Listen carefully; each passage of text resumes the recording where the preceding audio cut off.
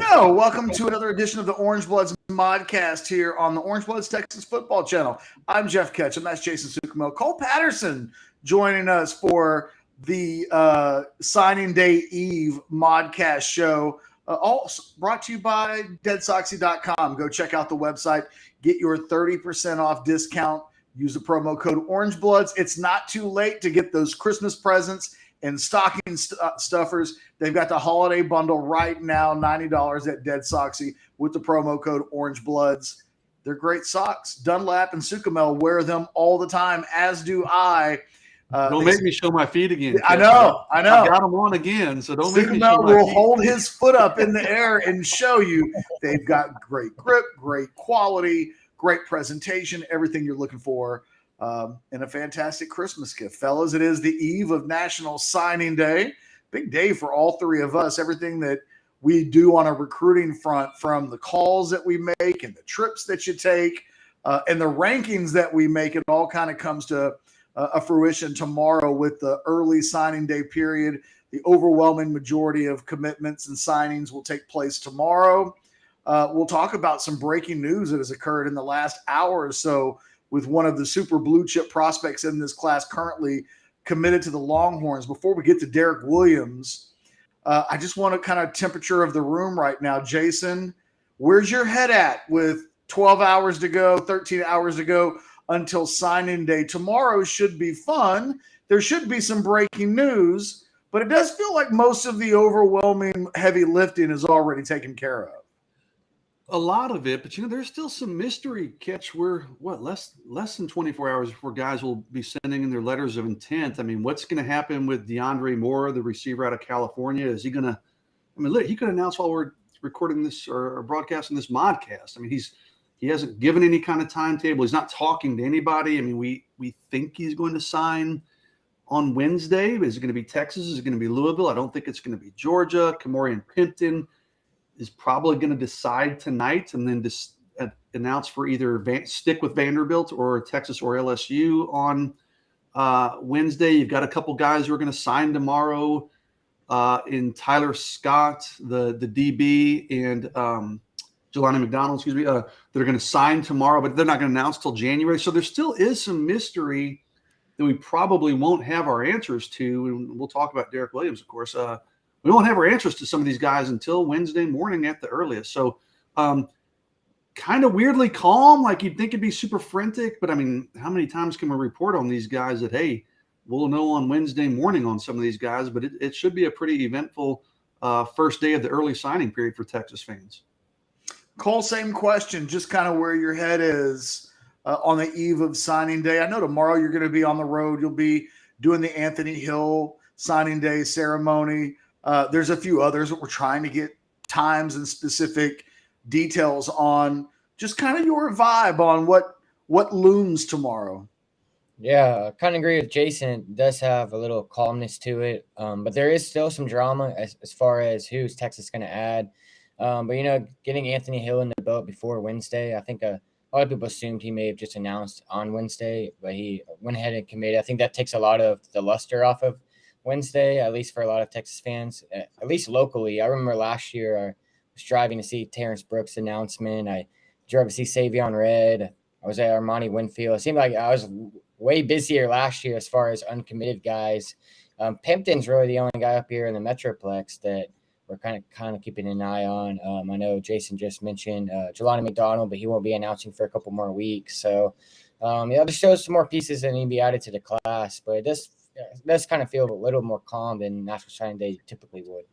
It's kind of a weird deal, Cole, because we're so close to Christmas. Guys aren't in school. They're not having the big signing ceremonies. So, and you got a couple guys who, like you said, we're going to go ahead and sign tomorrow, but not announced until January 7th at the All-American Bowl. But, someone in the chat asked about Arch Manning. Arch isn't having any kind of ceremony. Anwar Richardson had that on Orangebloods this morning. So, kind of uneventful. I mean, normally, we would have somebody at Arch Manning signing, even though we know it's going to be Texas. We'd have someone there getting pictures and videos and interviews. But just kind of the way this year sets up with it being so late and being so close to Christmas and everybody being out of school, not many guys are having the big signing ceremonies this year like that we're used to. It's funny, Jason. Literally last night, because I sent a message to Anwar last night. I was like, hey, can you check to see what's going on with Arch? Because everybody's out of school. So it's a different kind of signing day than we're used to, because quite frankly, for some of these kids, it'll be kind of a pain in the butt to get coaches and administrators and open the school up and have this ceremony when kids aren't in school. And I said, hey, reach out to your connections with Arch and find out if there's a ceremony for the number one player in the country. And I think he turned his notifications off, is what he told me this morning, because he had the information this morning. I was reaching out to reporters last night from the New Orleans area to see if we could get a little freelance action at an Arch Manning ceremony that it turns out will not exist. Unless they're going to his house and going to sit in his living room. He may be one of the first signings tomorrow, because they'll just get it over with. They'll sign and they'll get it over with, and then he'll go about his normal day. I think Cole makes a really interesting point. If Anthony Hill doesn't – it's so Anthony Hill and like Anthony Hill's family that they could have waited, and there would be a lot of hoopla around what will the last 5-star on the board do that is uncommitted. And instead, he announces it last week in retrospect to avoid the very thing that we're talking about, which would have been a huge spotlight, all of the eyeballs. And instead, it's a really big deal tomorrow that he'll hold his ceremony and sign with Texas. But, you know, you could pretty much quadruple the number of eyeballs that would be watching this live show right now if Anthony Hill were uncommitted. And that was the first, second, third, fourth, and fifth things that we were talking about on today's show. Instead, he's one of, I think, 6 super blue chip prospects in the Rivals rankings that we expect to sign. And now I wonder if all of the attention turns towards Derek Williams, the safety out of Louisiana. Jason, as of yesterday, it's really funny. This has been a little bit of a 3-day roller coaster. You and I were talking privately on Sunday that we had sources that weren't sure about what Derek Williams was going to do. And if he did take other visits, that would be a real bad sign for what happens in the future with regards to his commitment to Texas and whether or not he ends up in this class. Yesterday, Nick Harris of Rivals.com posted on Orangebloods, hey, it looks like Derek Williams is going to sign on Wednesday with Texas. And suddenly it was like, okay, well, after all of the little bit of drama there, maybe there won't be any drama. And then today, Nick Harris shows up on Orangebloods within the last hour and makes a post that says he's talked to someone that has close knowledge of the recruitment. And now it looks like the family has decided that he won't sign on Wednesday with anybody and will take this into February, which comes as a really big surprise to Texas people. I literally just communicated with somebody in the last half hour that as of this morning was expecting Derek Williams to sign with the Longhorns. So I think Nick Harris may have had some breaking information, not just on our board, but it's probably the first that the Texas coaching staff has heard that Derek Williams won't sign on Wednesday after they talked to him yesterday, or at least talked to somebody, maybe someone in the family, that he would. It now, I think, along, like you said, DeAndre Moore is a really big one in terms of what will he do? Will he sign?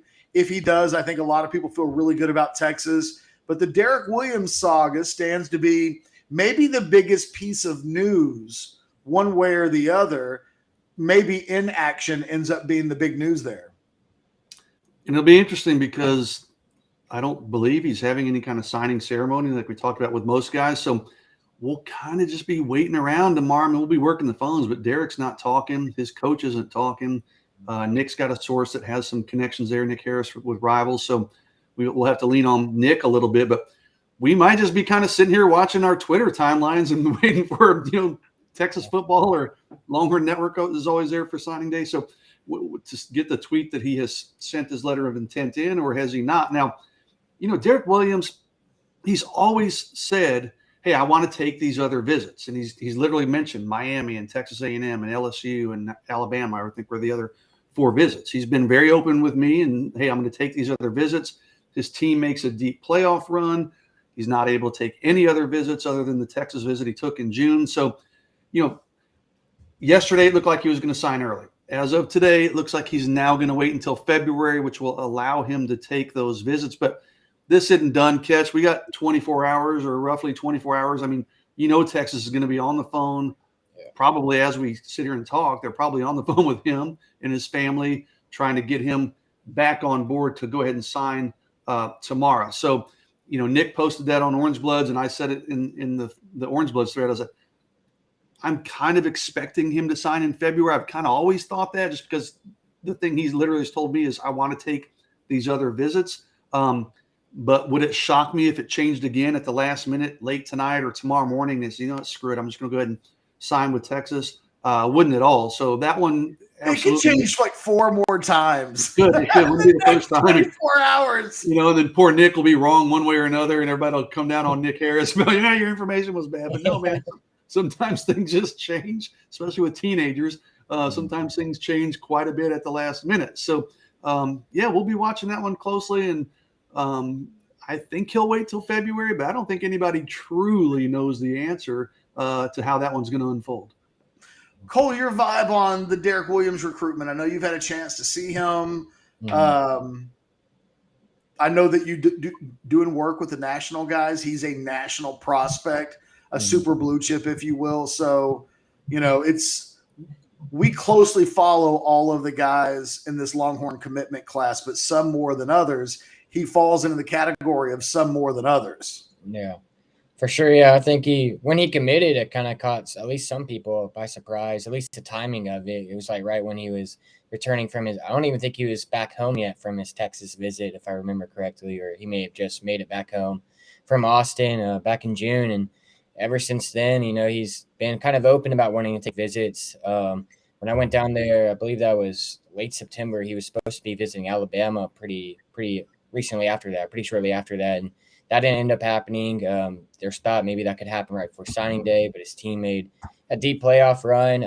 So he really hasn't had many opportunities to take any visits outside of Texas. And Texas did get him back on campus during the season, which is pretty big. And he has been open about wanting to play with Malik Muhammad in the secondary. I know Arch is another guy that he's in contact with. Jonte Cooks recruited him to stay in the class as well. But I do think part of him wants to take visits, see other schools, at least make sure he wants to that he is making the right decision. It sounds like Miami's that team to keep an eye on, but if he takes it into February, it wouldn't surprise me if LSU and Alabama, he's been high in Alabama for a while, if they get back into the mix, depending on how their classes shake out as well. But yeah, I think if he does sign on Wednesday, I think it's obviously a really good sign for Texas. But if it does linger on in February, I think the odds of him probably joining the class drop. A couple things real quick, Catch. People in the chat are asking about being dead period. It is dead period, but that doesn't mean coaches can't have contact. That just means no face-to-face contact. They can still call them. They can still text, DM. They can even FaceTime on the computer. They just can't be in-person contact, just to clarify. People are talking about dead period. Like my thinking, Cole, if he waits and if Miami's involved, I don't think Alabama has room for him if their class holds the way it's currently trending. NIL stuff, I think, is going to have a huge part in this, and that may be a reason why he's waiting until February to see what these NIL opportunities look like. You can't ignore the elephant in the room, that it's not just about regular recruiting efforts. The Texas staff has done a great job. They've built great relationships. You mentioned it was actually the day after his visit that he committed to Texas. I remember talking to Derek on his way home, and he told me on his way home from his official visit in June, and he was like, the visit went great and all the usual stuff. And he's like, I'm going to wait a little bit in there, wait a while and take these other visits. And then Monday morning we start hearing, oh gosh, he's going to commit, and he commits that night. But if it goes till February, Miami's getting involved. Miami's got a pretty heavy NIL program over there. I don't know. That does not bode well for Texas, in my opinion, if it goes till February. It's interesting. I've heard that from an NIL standpoint with Derek Williams, that the Longhorns, have presented what it could look like for him when he shows up on campus. I don't think the Longhorns are getting beat on NIL by and large in most situations. Even you go back to like the Jordan Addison situation last summer, they had a better NIL deal on the table than USC did, regardless of what Colin Cowherd or some others were reporting with regards to $2 million. Like that wasn't real. That didn't actually happen the way that it was promoted. I wonder, though, if the situation changes, from the Texas side of things.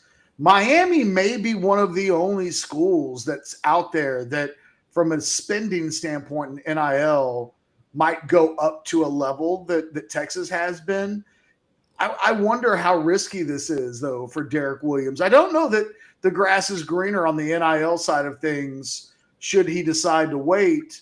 And I just wonder what the Texas vibe, you put up with a little bit more, Jason, when a guy's one of the best players in the country at his position.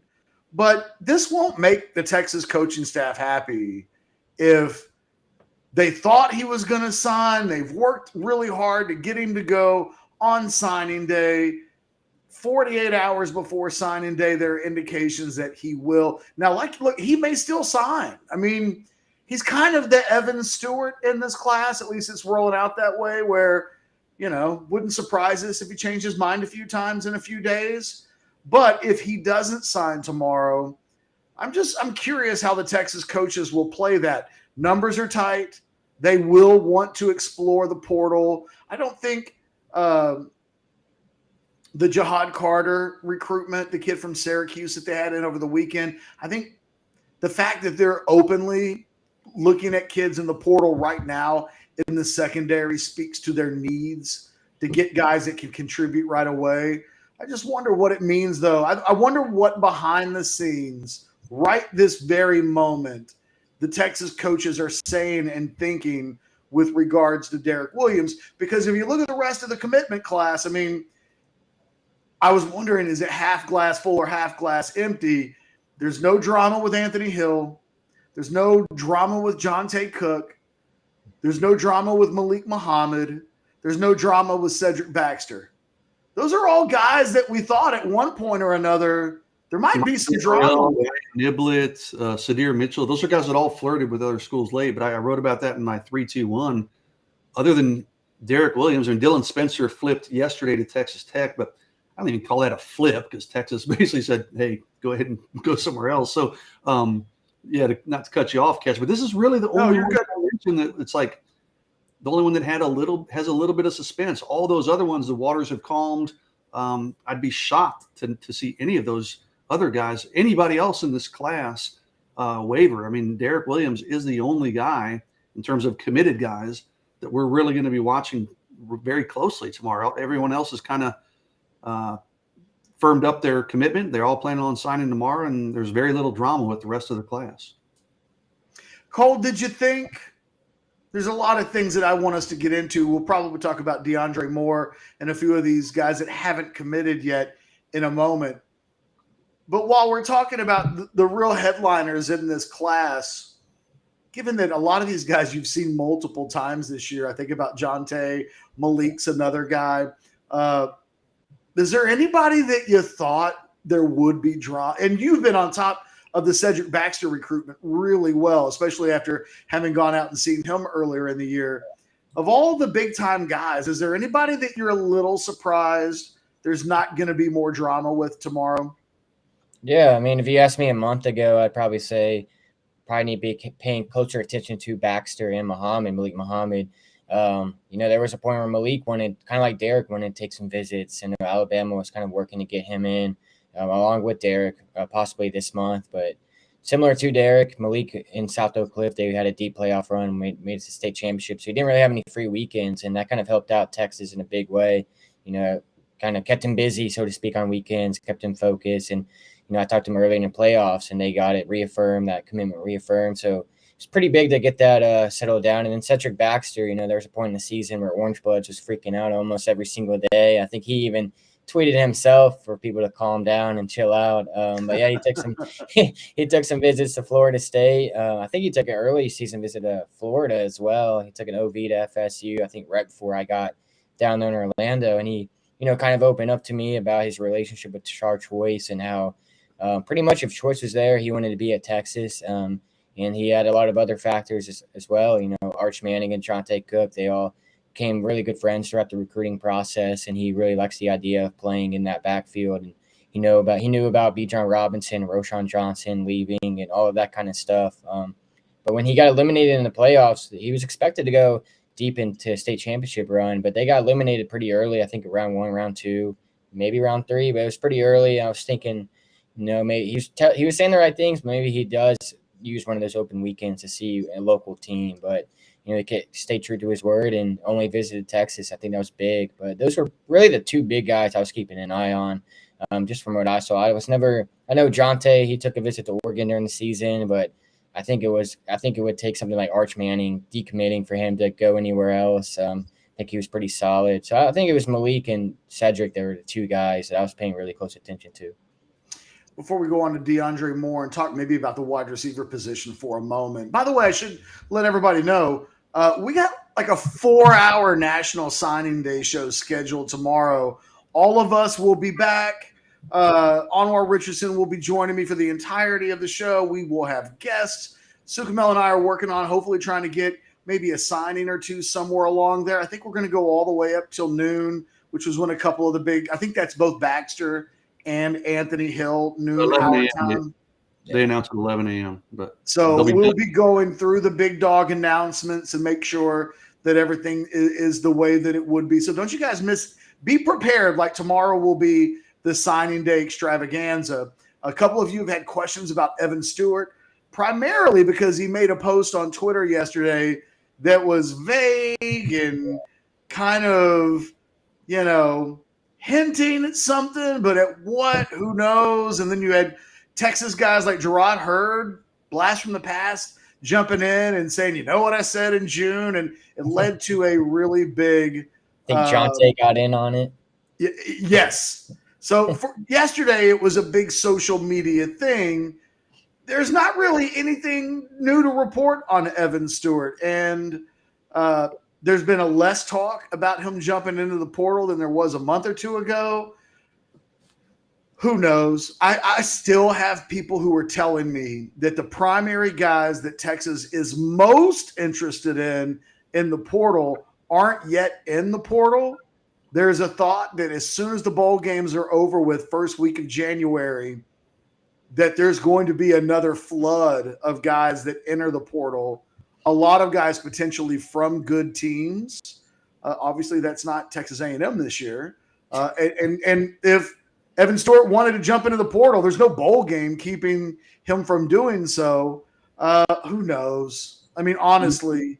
And it is people have asked in the chat, the dead period does apply. It is a dead period for portal players too. So that'll lift in January.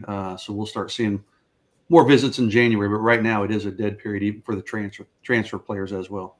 By the way, incredibly funny that Jalen Catalon shows up in Austin yesterday, yeah. And he's pretty close to campus, like where he tweeted the picture from. That was so by design. Yeah, that was so by design to get. So everybody's like, "Oh my God, Jalen Catalon, is this going to be the guy? Is he going to go to Texas?" And very quickly had somebody, I reached out and was like, "Hey, you guys doing anything with Catalon?" And this person responded back pretty emphatically, "No, that's a prospect that the staff had talked about, but the Catalon really is nowhere near as preferred as the Syracuse player, Jahad Carter." So I jokingly said, it's about a girl?" And then it turns out it actually was about a girl. He's dating a gymnast from Georgia, and it looks like they got together in Austin. Good for them. Happy couple. But for so long, the running joke is that every time, you could have done that with Evan Stewart yesterday. It's about a girl, right? As it turns out, Jalen Catalon yesterday actually was about a girl. Beautiful young woman, too. By the way, good job, Jalen Catalon. Like, applaud you for your ability to, like, connect out of state, dating a Georgia gymnast while playing in Arkansas. Extra points for the gymnast part, by the way. Absolutely. Yeah. Like, he's getting all kinds of extra points, but it doesn't look like Jalen Catalon would be a guy that we really need to have a conversation with about. DeAndre Moore, the wide receiver who's currently committed to Louisville, he's a guy that we do. And Jason, do you think Moore definitely does something tomorrow, or is there more cloudiness there exactly with what his plans are? I hate to say definitely because I think it's still up in the air, but I'm leaning towards that direction, but I certainly wouldn't say it's set in stone. You know, he's been committed to Louisville forever. He's got 3 teammates from Bosco that are also committed to Louisville. So originally, a couple of weeks ago, I was told, hey, that's a big factor, blah, blah, blah. He's got an older brother that plays for Louisville. Remember, in California, high school players can do NIL deals. So read into that what you want. But there's a lot of pull to Louisville. But I was told on Thursday of last week, the pull of the teammates that are committed to Louisville, including his quarterback at Pierce Clarkson, the Bosco quarterback, is committed to Louisville, is not what people think it is. In fact, one person told me last week, DeAndre Moore wants to get away from Louisville. He wants to kind of get away maybe from some of those teammates, not because he doesn't like them, but just he thinks there are better opportunities at a place like Texas or maybe Georgia. But, man, his brother's already there. Promises have been made. NIL stuff's been, at the very least, discussed pretty heavily, and I think it's much further down the road than just being discussed with Louisville. So I think, you know, and DeAndre has gone totally underground. He's not talking to anybody. So I'm getting this kind of third hand, if you will. But it's my understanding he wants to get away from Louisville. But there's a lot of ties that he has to break and a lot of hoops he has to jump through to make that happen. It hasn't been easy. So do I think he's going to decommit from Louisville and wind up with Texas? Yes, I do. I feel pretty good about that. Do I know it's going to happen tomorrow on Wednesday? I don't. That would be probably where I'd put my bet if I was having to place a wager on it. I think DeAndre Moore probably on Wednesday ends up in the Texas class, but I don't have any definitive answers on DeAndre because, like I said, there's so many things going on behind the scenes in this story that are having to get resolved before he can make a final decision or announce a final decision. Will it happen on Wednesday? I'll certainly be watching for it. That's what I'm expecting, but I don't know for sure. I have heard for weeks that Texas feels really good about DeAndre Moore, and I think the NIL thing is actually, in this instance, because he's from California, there's a different NIL conversation that Texas is able to have with him than, say, let's just say like a guy like Anthony Hill. I'm going to try to call him Anthony Hicks throughout his entire career, and it literally has nothing to do with the fact that other than Texas had a linebacker 25 years ago named Anthony Hicks, and I just can't get it out of my head. DJ Hicks, Anthony Hill, they're both, players. I'm telling you, it's less about that, and it's more about the fact that we've already, in our lifetimes, Jason had a Texas linebacker. Oh, by the way, that's also the position that he played, who had the Anthony Hicks name. They talked to the guys from the state of Texas about NIL when they get on campus, what might be available to them. With a guy like DeAndre Moore, different level of conversation because he can have that conversation now before he gets on campus. And I get the sense that if Texas gets DeAndre Moore, it won't be a small piece of the puzzle that, Louisville's one of those schools along with Miami that I think is flexing a little bit on the NIL front. But Texas was able to fight fire with fire. A lot of times they're at a little bit of a disadvantage. If you're fighting against schools that are talking about NIL money and funds that can be immediate versus, hey, if you wait 6 months, it can look real promising once you show up. That's a disadvantage that Texas doesn't have in the recruitment of Moore. I think Texas people are really confident about that one. But, there's a reason why we do a show tomorrow. It's because there are occasions when things are what some people think end up not being the case. I mean, we talked about Derek Williams and how things have already changed. Derek Moore, I think, or DeAndre Moore is a guy that I think gets it done tomorrow, and I think it's Texas, but I certainly wouldn't bet my house on it. And Blake, our producer, just sent us.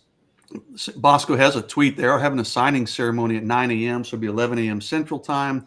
They do have DeAndre Moore listed on that as far as list of guys who are committed. So I'm assuming he'll sign somewhere tomorrow. It doesn't say University of Louisville next to his name, though.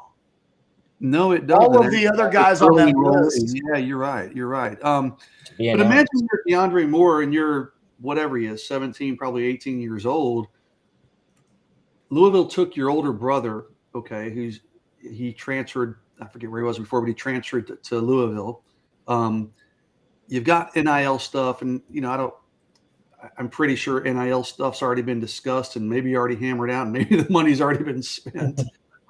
You've got a sister, I've heard, that Louisville's trying to maybe get her there in some capacity, job, whatever, things that schools do behind the scenes.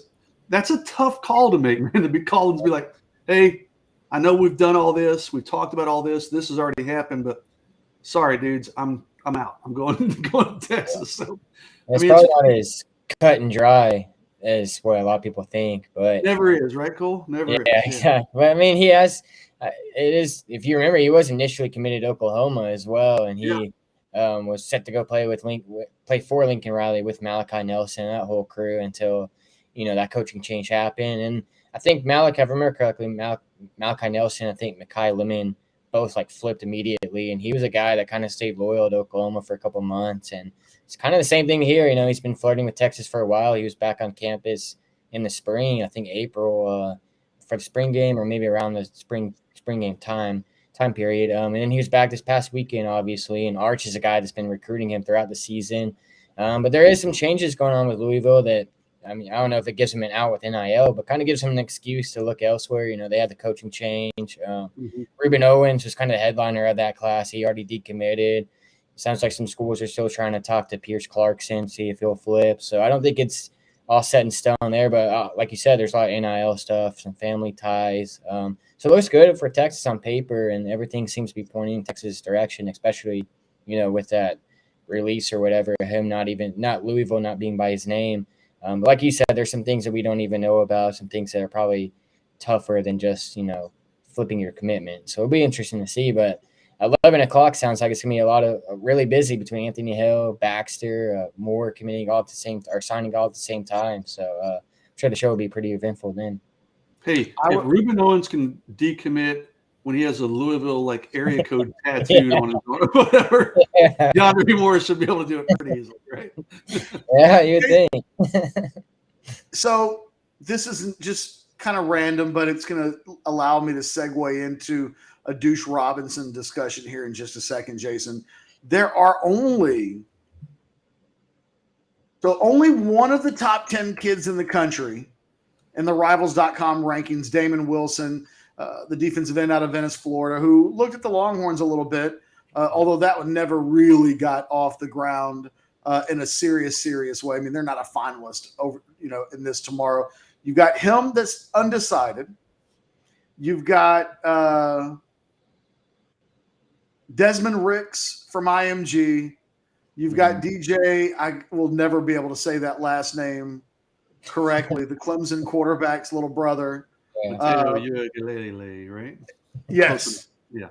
I'd rather just admit that I can't yet say it than say it so horribly that I'm insulting. Then you've got Deuce Robinson, and then you've got Nicholas Harbor, an athlete out of DC. Those are the only 5-star guys still on the table as undecided. Now, some of these guys can flip, I suppose, but on the national scene, it's kind of every bit as quiet with regards to earth-shattering things that could go down. It's a hell of a thing that if you think about last year, the number one player in the country announcing on signing day that he was going to Jackson State was such a big story. And this year, if you look at the top 5 guys in the country, you've got several quarterbacks.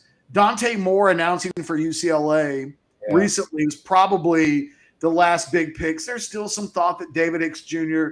could flip on signing day from A&M. I don't know that that's going to happen, but I guess there's a little bit of intrigue. But not a lot of guys nationally are ready to make the decision. Deuce Robinson, Jason, he is uncommitted. The Longhorns are in the mix. I talked to somebody last week about Deuce. I probably need to follow up on that today. Texas is still trying. They're not giving up. What's your thoughts on the Deuce Robinson commitment? Because it's inescapable that the Longhorns are in the mix. It just doesn't feel like anybody nationally really is giving Texas much of a chance, and maybe rightfully so. Yeah, I think Texas is running from behind there. They're in his final 5, but I think I've heard a lot of Georgia buzz after he took that Georgia visit. USC's been thought to have been the leader for the longest time, but I think maybe Georgia surged in front there. It's funny. I got a text from a guy I know in Arizona, and I just pulled it up. And he's actually in our chat a lot of times, but he's not. I don't see him in there today. And he sent me a message. This was Saturday night.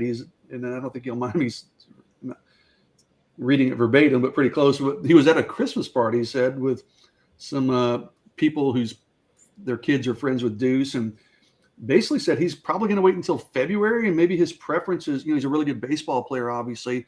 May wait to see his preference, maybe baseball, and see if he's a first-round pick in the Major League Baseball draft if he gets that kind of grade. So I don't think we're going to see any kind of – this is, again, fourth, fifth-hand information, but this is a guy I trust, and that's when it comes to Deuce, sometimes that's what it has to be because he doesn't do many interviews. So I don't think he's going to announce anywhere in December. I think we'll probably wait till February. And this whole baseball thing, as I kind of read more about it, according to what the hearsay out there, he may like baseball more than he likes football. So, there was some thought, and if he goes to college, he's going to play both sports. He's been very open about that in the small handful of interviews he's ever done. But there's a chance he may not play football altogether, it sounds like, if the pro baseball opportunities are what he's looking for. So don't have a lot of hardcore, just crystal clear intel on him, but based on scuttlebutt from people out in Arizona, it looks like he's probably going to wait until February. By the way, 88% of the Rivals top 50 with commitments already lined up. Now, again, some of those could flip tomorrow. So, I'm not saying there won't be any drama, but it's kind of a staggering number that 88% of the top 50 are committed going into signing day. It just really leaves a sprinkle of names to focus on. Jason, let's talk about the sprinkle of names beyond DeAndre Moore, beyond Derek Williams, who will be watching tomorrow. Actually, I'll go to you, Cole. You're going to the Piptan ceremony. Well, I don't. He had a mock ceremony before their school got out, so I don't think their school's having a ceremony. I'm supposed to reach out to Piptan today. Cole, you may have to show up to his house or something. Cole, you're going to his home tomorrow for your own in-home visit. Knock down his door. Not knock it down. You may have to break it down and then find that nobody's home because they all went to Chipotle or something. This is one of these committed to Vanderbilt. He's got some other options. You've talked about him on the boards. This is a guy that's a little different than almost everybody else that we're talking about because he really exploded on the scene during his senior season. And it does feel like inside as big of a state as the state of Texas is, it feels like every year there's 2 or 3 guys that go from oblivious to kind of big-time prospects over the course of their senior season. Their stock increases. Big-time schools are coming after them. What are your thoughts on him as a prospect? And in general, what are your expectations for tomorrow there? Yeah, so I actually got to meet and talk with him back in, I think, July. I was at a underclassmen showcase out in Ennis, I think it was, somewhere in the Ennis area, Fort Worth area. And he's a legit what he's listed at. He's all 6'5", 6'6". And he was interesting because he's early commit to Vanderbilt. And he was all excited about Vanderbilt. Still is, he's still pretty loyal to that staff. But I think part of why he's under the radar, he transferred schools. He was at Brewer, and then he transferred over to North Crowley with Samaje Burrell. And he just put together like an outstanding senior season. Even early in the year, believe he had like a touchdown where he mossed a kid against Lovejoy. I think it was a week 1 or week 2 game that a lot of people were at. And ever since then, he kind of took off. He really showed off his ball skills, his catch radius, his ability to win jump balls in the end zone. Just really kind of showed off all those raw traits. And, LSU offered, Texas offered. So recruitment really blew up. He took visits to both schools.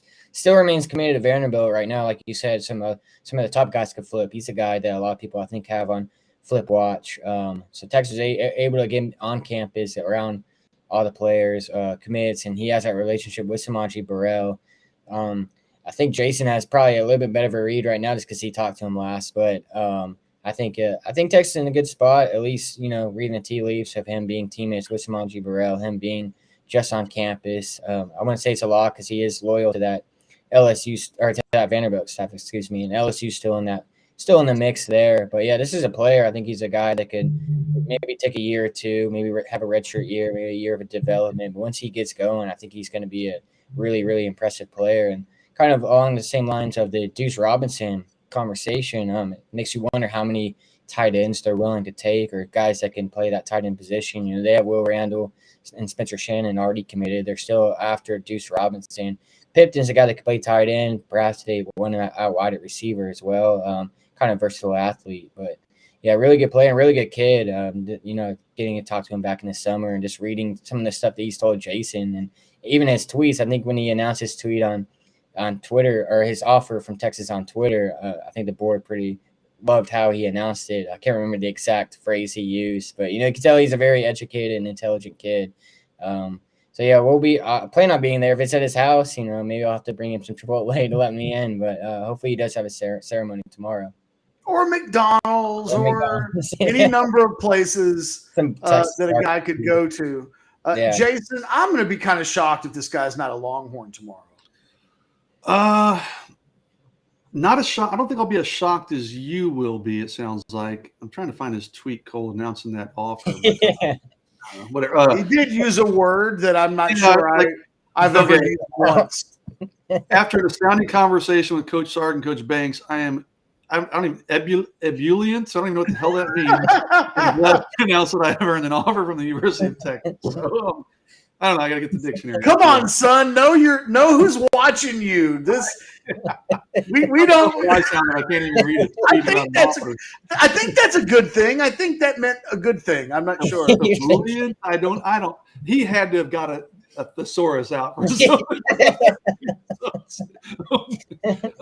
yeah, I talked to his coach a couple weeks ago, and he just raved about him as a person, as a player.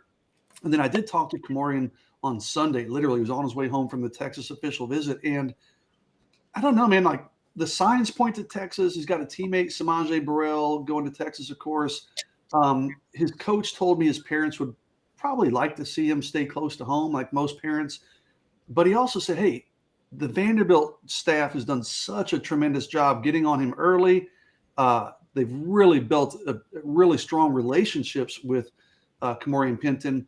And his coach said, don't underestimate that. This kid is really big about relationships. I mean, Texas, he said at the time, Texas is going to have to do a tremendous job in a short amount of time to build those same kind of relationships. So he has a real strong sense of loyalty to Vanderbilt. But then I step back and look at him like, okay, Vanderbilt or Texas? I mean, Vanderbilt's a great academic institution, of course, but Texas is too. I mean, it'd be the first time in the modern history of recruiting. You know who was Texas another one? lost an in-state head-to-head battle with the Vanderbilt. only one I can think of that was even remotely close was Christian Jones. He was committed to Vanderbilt and ended up flipping to Texas. I'm expecting the same with Piptan because I mean, no disrespect to Vanderbilt, but you got Texas football and academics combined with Vanderbilt football and academics. When I talked to Kimorian on Sunday, he was like, hey, man, I'm still genuinely undecided. He goes, I'm going to go home and talk to my family and people close to me, this week, meaning Monday and Tuesday, and then try to come up with a decision and sign on Wednesday. But he was genuinely undecided at that point. Now, he was, like I said, in the car driving home. So the Texas visit was very fresh.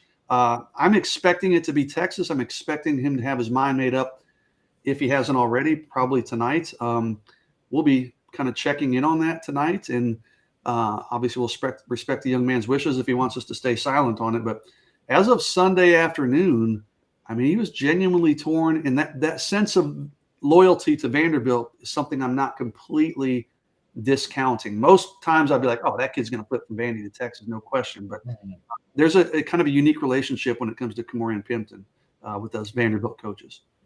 And Jason, to your point, yesterday I got a note from a source of mine, text message, that mentioned that Texas felt really good about McDaniel, felt really good about Gavin Holmes, the Wake Forest cornerback in the portal. And it's funny, you tried to reach out to Gavin Holmes yesterday, and he's been really easy to reach. And suddenly last night, the moment that we hear me, and now I can't get a peep out of him after that.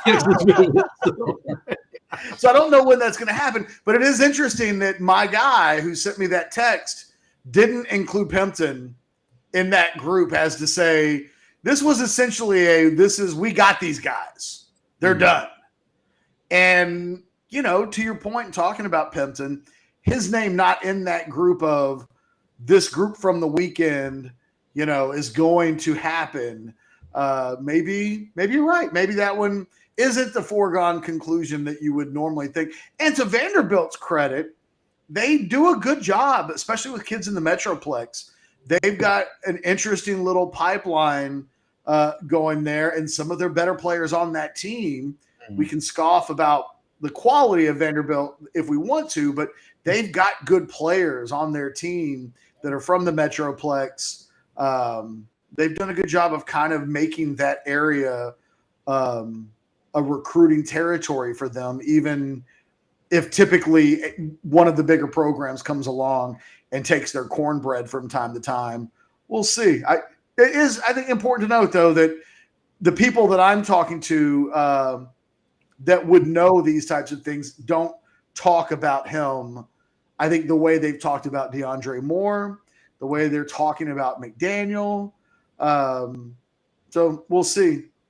Maybe it's a good thing they don't have a ceremony tomorrow, because, Cole, if we sent you to a ceremony of a kid that chooses Vanderbilt over Texas, that would feel like the all-time worst, use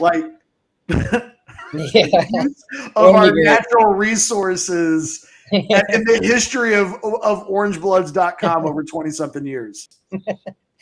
Yeah, it would not be great. It's like, hey, we sent Cole there. Wah, wah, wah.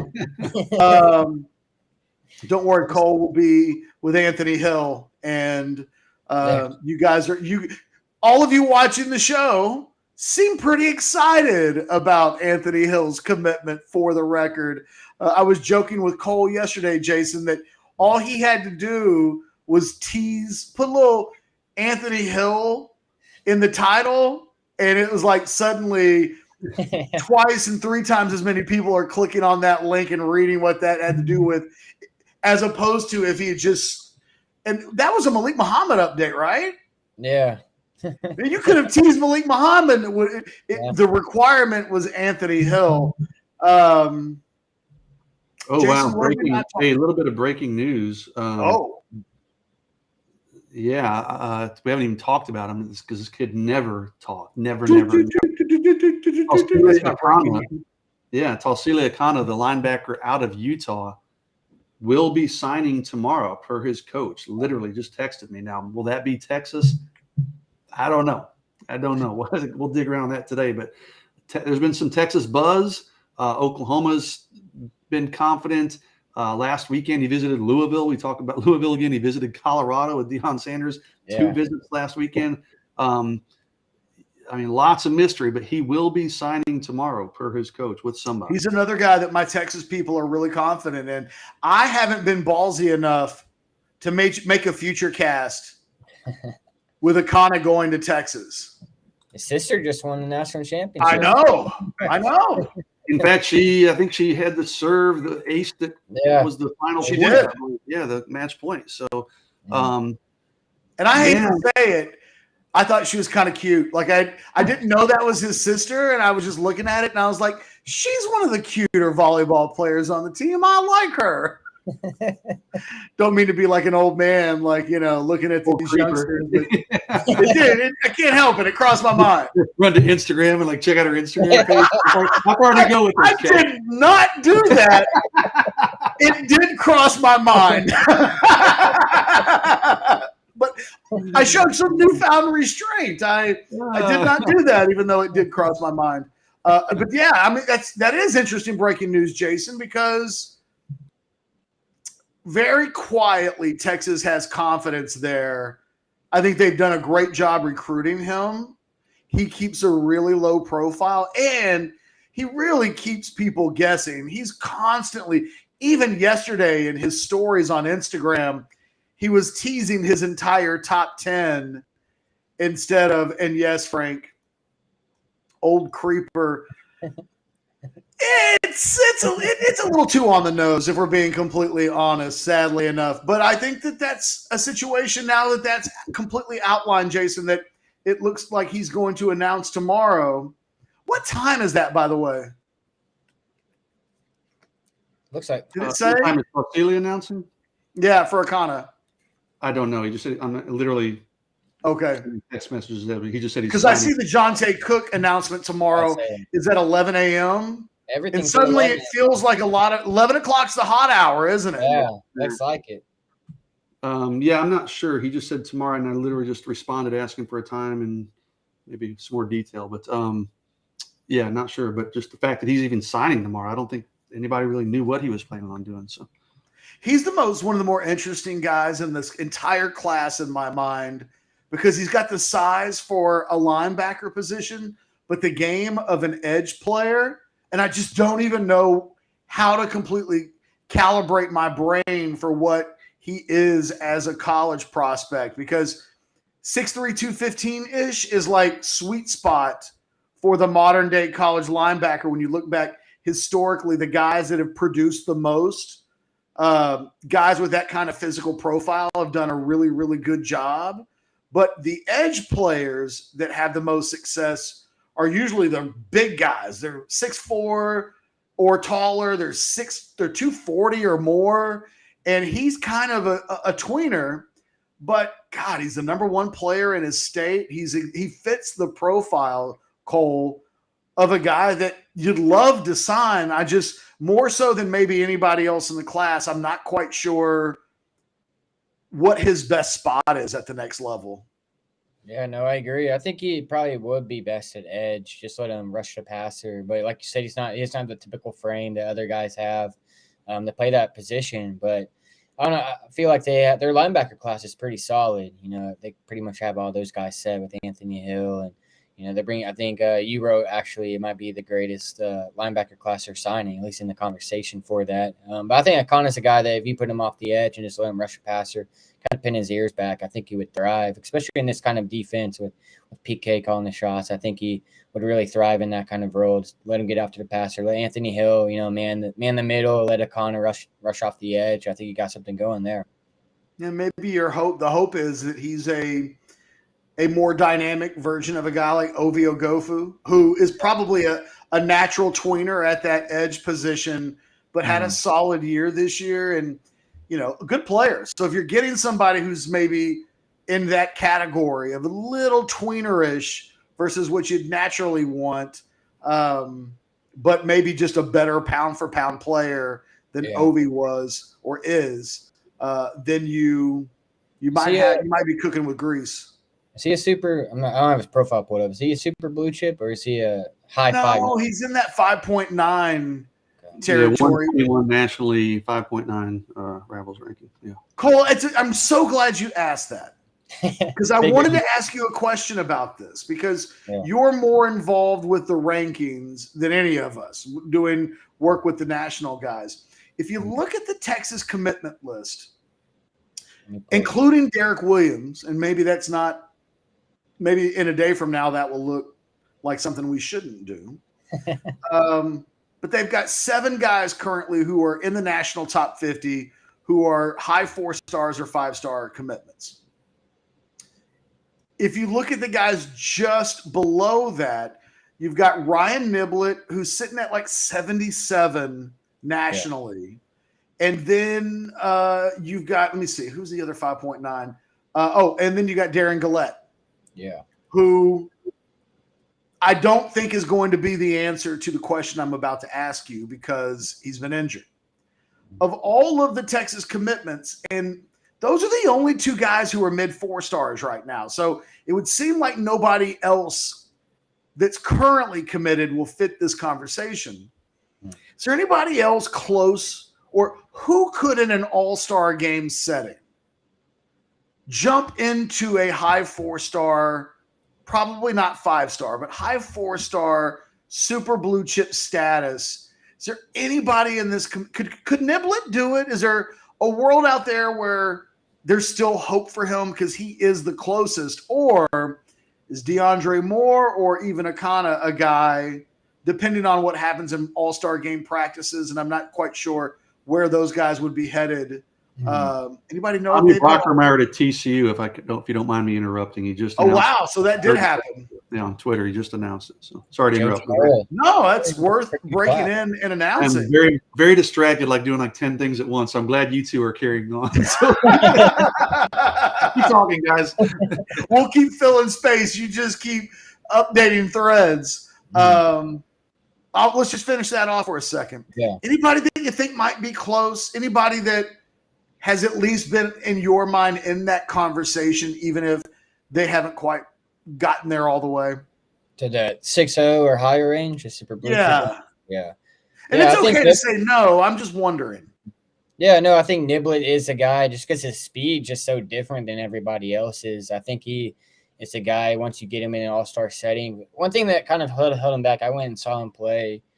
Let me think. That was October, I think. And he was consistently being his man down the field. You could see his track speed. He's kick returner. He plays some defense. He's even their punter, which is pretty funny. He's doing some punt duties. And I think Orangebloods was wondering if he could do that full time. But, I think his track speed just stands out. And once you get him in an all-star setting with a guy that can hit him in stride, a guy that can – where he can really show off his skills and what he can do down the field, I think that's the kind of setting where he could thrive in and really make a case to be in that next tier, that higher tier, so to speak.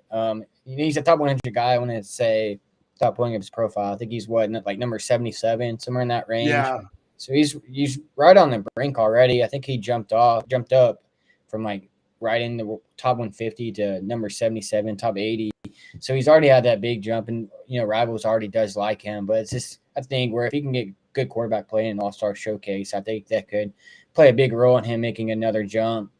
And you mentioned Akana and DeAndre Moore as well. Moore is a guy that's played on the big stage. I think St. John Bosco was actually just named national champion by Max Prep. So getting him in another all-star event, remind people who he is, kind of showing what he can do is another. I think he'll be in that conversation as well.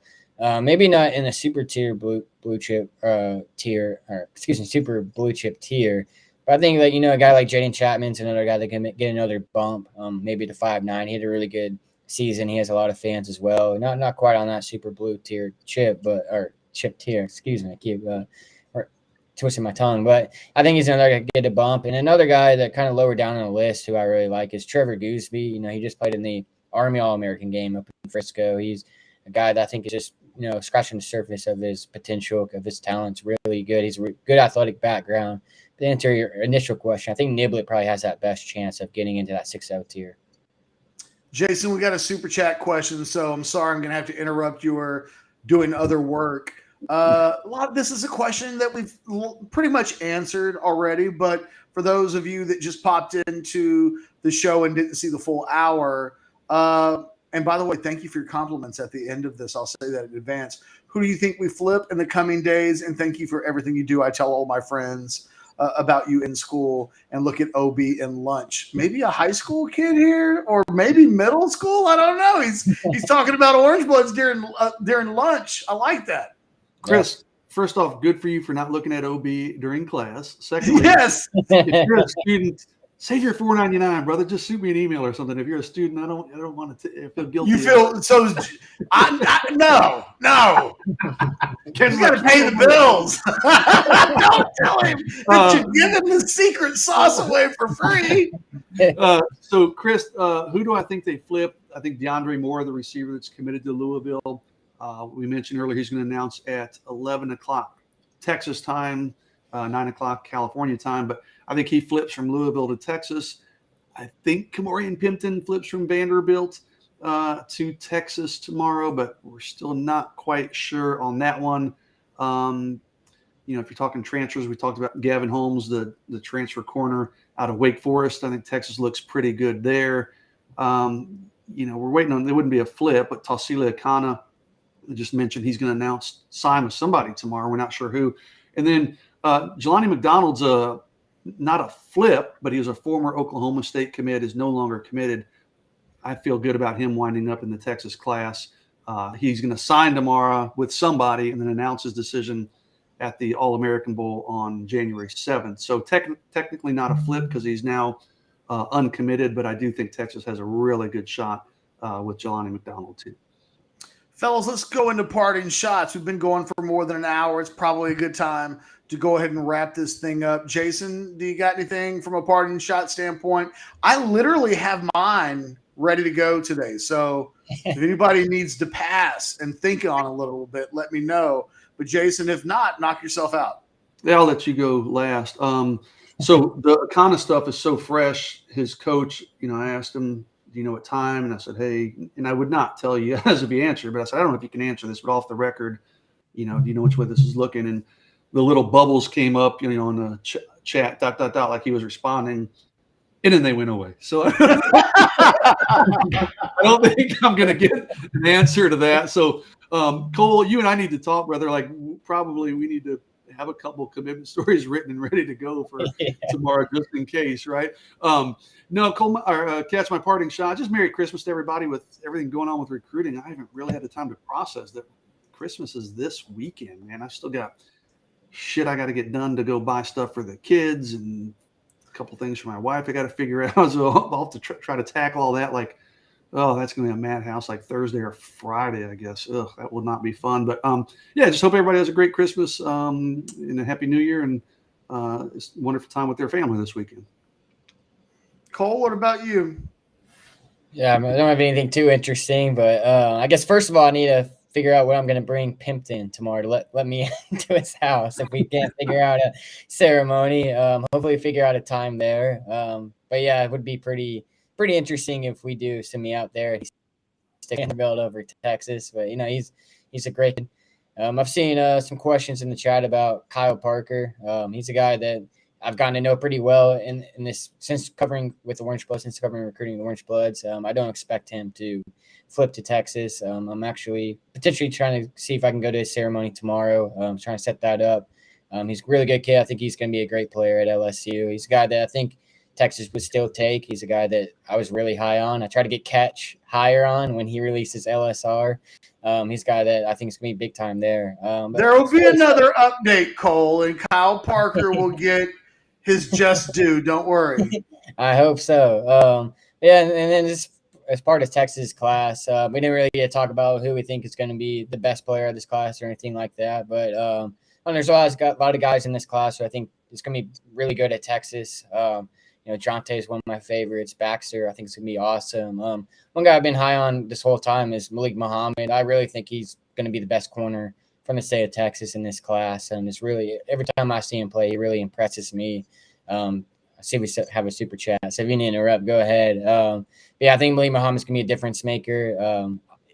If they can hold on to Derek Williams, we'll see what happens there. I think they're going to be bringing in a pretty good defensive back class with those two guys. Other than that, Merry Christmas to everybody. It seems like this football season really flew by. Week one seemed like yesterday, and I was covering the state championships this past weekend, which was a lot of fun. Merry Christmas and happy holidays to everybody. Attaboy Loba Bread. Lobo Bread, you need to start sending us your picks, dude. If that's legit, you need to start. We need to get him officially in the Slack channel, and he needs to be letting us piggyback off of those picks. Nice little humble brag with he's won 15,000 in the last 3 weeks. Nothing humble about that, dude. That's just there is nothing humble about it. He's just bragging. There's no humble brag there. He's just bragging. But you know what? $19.99 is the best you can do for the super chat. Exactly. We got 4 students in here dropping $5. You can do that. Yeah. You tip the dealer. No, seriously, congratulations. That's fantastic. I lost $20 last night on the last Aaron Rodgers throw of the night. Man. The number was like 223.5 passing yards, and he was sitting at 221, and all they need to do is run the clock out, and he throws one more pass. Cost me $200. I don't have the luck going right now that Loba Bread has, or Anwar Richardson for that matter, with his prize picks of note recently. My final parting shot, I will say, the Tommy Brockermeyer thing, TCU, I really like what TCU is doing in the portal. They are using it in a way that a program like TCU should. TCU not really in an elevated place in a recruiting standpoint, but they are using their playoff positioning to elevate themselves in the transfer market. And I think that won't mean anything to Texas beyond next season, we don't think, but it's hard not to see what TCU is doing in the portal and not have some respect for their ability, quite frankly, to outmaneuver some higher tiered profile schools for those prospects, those kids. I really like your get of JoJo Earl.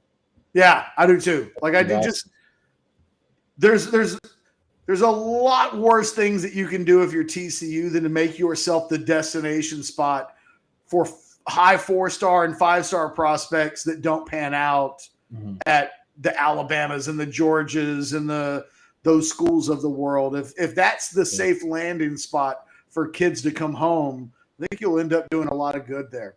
On the Texas front, I just wanted to say they've got, and I'm including Derek Williams in this, but for them to have 7 super blue chip prospects committed in this class set to sign, we'll wait and see. There's a couple of others that you could argue that deserve to be in that type of category. I think Ryan Niblett with his speed and athleticism, for me, deserves to be in that category. This is what Texas needs to be doing in recruiting. When I did the super blue chip article on the rosters across college football this past year, Texas, I think, I'd have to go back and look, but I think they were sitting at maybe 12 or 13 going into this season, most of which came from last year's recruiting class. To have 7 and most likely 6 at this point who are set to sign tomorrow, that is a lot closer to what Texas needs to be doing on an annual basis. If Texas starts pulling 6 or 7 in every class under Steve Sarkisian, and we get to a 4-year cycle all in together, and suddenly you're talking about Texas with 20 plus super blue chip prospects on their roster spread out throughout various classifications, now you're above Ohio State in that category. Now you're only in a ballpark where only Georgia and Alabama are doing better. Won't be talked about a lot tomorrow because not a lot of people talk about recruiting in quite the same framing that I do. But forget about everything else that happens. From a super blue chip perspective, Texas will be on par with just about anybody in the country tomorrow. And that, more than anything else, I don't care what Texas ranks. They're ranked 5th in the Rivals rankings. I really don't even care about that. How many of the biggest of the big dogs did you get? And the answer for Texas right now would be 6 or 7 at this point tomorrow. It's a number they've never done before. Well, you'd have to go back to 2002. the greatest single recruiting class in the history of the program, where they had 7 5-stars in that class. You have to go back that far to find a recruiting class that had that kind of top-tier firepower. And if you're a Texas fan tomorrow, you didn't win as many games on the field this year as you'd like to. The Alamo Bowl's not where you want to be. But from a recruiting standpoint, having this many big-time prospects and going out of state to get almost half of them, and that does include Derek Williams at this point. But, kudos to this coaching staff for doing the very thing that we would have said 12 months ago they absolutely have to do. Yeah. Guys, this video. I wanted to give a quick shout out to Nick Harris. He's tuned in, watching us. He's doing a good job covering Derek Williams, giving us updates there. So y'all make sure to read Orangebloods for the latest on that. I'm sure we'll be covered all the way there. And Nick will join us at some point tomorrow on our National Signing Day show, along with Adam Gorney of Rivals.com, along with myself and Jason and Cole, and Anwar will be co-hosting with me. And who knows, it's a 4-hour plus show. Who knows what we'll have inside of that along the way, trying to maybe get a recruit or two who will sign tomorrow. We'll see. A lot of moving parts. Breaking news. More? 2 things. Nice. Jalen Catalon just texted me. No, he's not in Austin about football. So he literally just responded as you were talking. But on a more serious note, Tausili's coach did respond. Tausili's in Hawaii right now. So he said it'll be later in the day when he announces. Obviously, they were 5 hours behind us. I'm not going to read the rest of the text, but it'll be later in the day when we get our answer on Tausili Akana. There you go. Well, look, for myself, for Cole, for Jason, thanks for watching. Like this video, subscribe to the channel. We will have it going on tomorrow. You better believe that. But until tonight, Kieran will be doing his late show tonight. So the content never stops on the Orangebloods Texas Football Channel. There'll be a lot of Duncanville talk tonight. Oh, yeah. No doubt about it. Fellas, have a great rest of the day. I'll see you on Slack. All of you watching the show, thanks for giving us a little bit of your time. We will see you either later tonight or first thing tomorrow. Later.